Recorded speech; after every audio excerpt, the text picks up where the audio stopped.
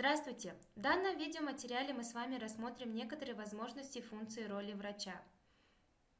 Давайте посмотрим, какие поля в электронной медкарте заполняет врач. Для этого выбираем действие «Редактировать». Давайте рассмотрим, какие поля для заполнения имеет вкладка «Записи» в электронной медицинской карте.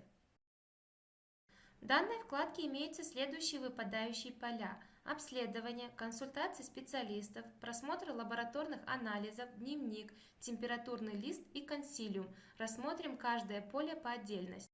В меню обследования заполняются следующие обследования, которые показаны на экране: лист параклинических обследований, лабораторные анализы, инструментальные исследования и так далее.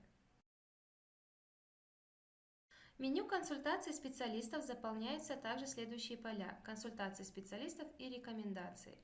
Пример вы видите на своем экране.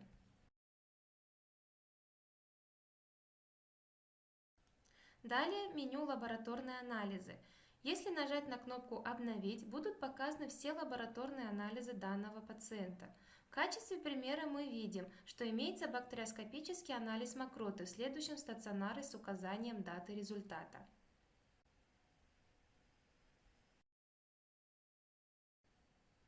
А теперь давайте рассмотрим, как заполняется дневник. Для начала, чтобы начать заполнение дневника, обязательно указываем дату заполнения. На дату, которую вы указали выше, в поле «Дневник» вносим необходимую информацию. При необходимости также вносим информацию в поле «Побочный эффект» и сохраняем внесенную информацию кнопкой «Сохранить». В дневнике есть уникальные возможности. Параллельно можно посмотреть назначенные обследования и препараты. Для этого нужно нажать на кнопку «Обновить».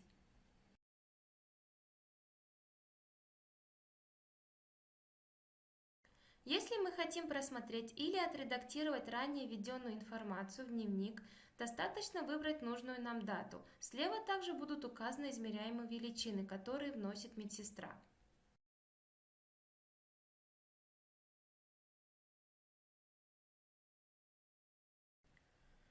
В температурном листе заполняются все измеряемые величины. Основную информацию вносят при регистрации пациента в приемном отделении единожды, а медсестры на постоянной основе.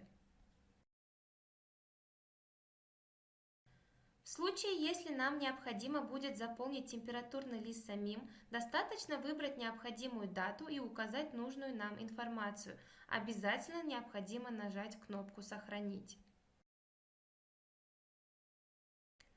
Также можно распечатать температурный лист, частоту пульса или дыхания. Выберите нужный вариант и нажмите на формат файла справа, PDF или Excel.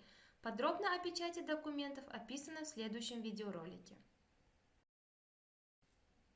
Есть очень удобная возможность просмотреть все измеряемые величины в графическом отображении. Рассмотрим на примере температурного листа за определенный промежуток времени.